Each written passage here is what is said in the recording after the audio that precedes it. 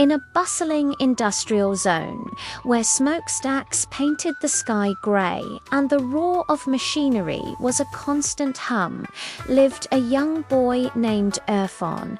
He was only 10, but his eyes held a story much older than his years. Each morning, long before the sun had a chance to fully awaken, Irfan would tie a worn cloth around his head and make his way barefoot to a workshop filled with flying sparks and the shriek of metal. While other kids his age clutched school bags, Irfan's small hands carried the heavy weight of pain and responsibility. Inside the workshop, the hours were long and grueling. He polished iron parts until his fingers burned and his arms ached.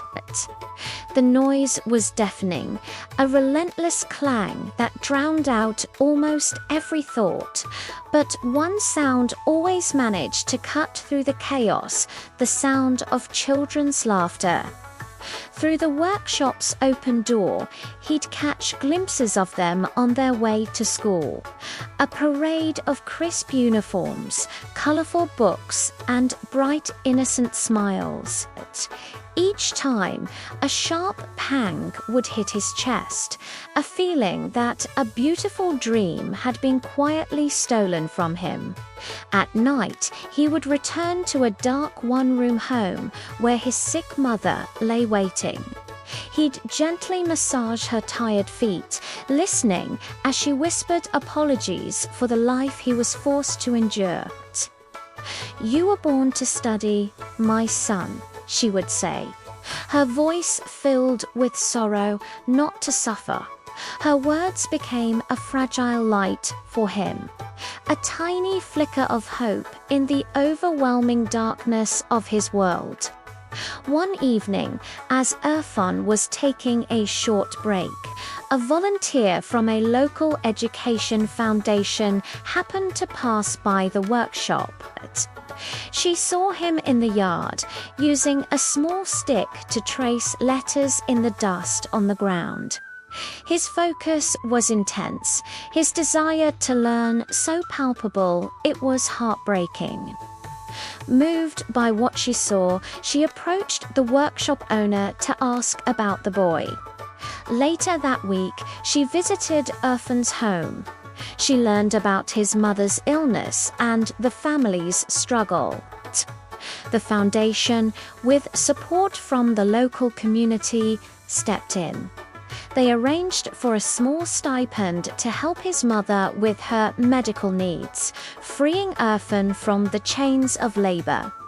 The day Irfan walked into a classroom for the very first time is a day he will never forget. As he stood there, looking at the blackboard, silent tears streamed down his face. That simple black slate didn't look like a board to him.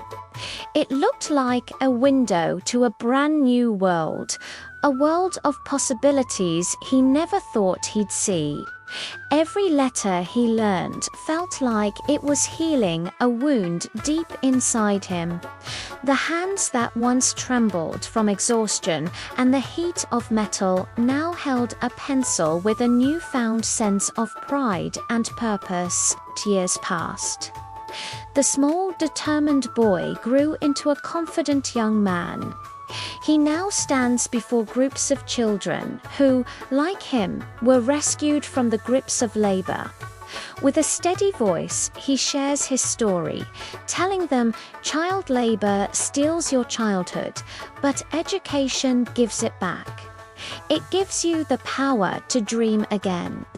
Irfan's journey is a powerful reminder that saving even one child from a life of labor can make the world a brighter place. But if we can ensure that every child has the chance to be educated, we can do more than just brighten the world. We can enlighten it. Thank you for watching. If this story moved you, please share it to spread awareness.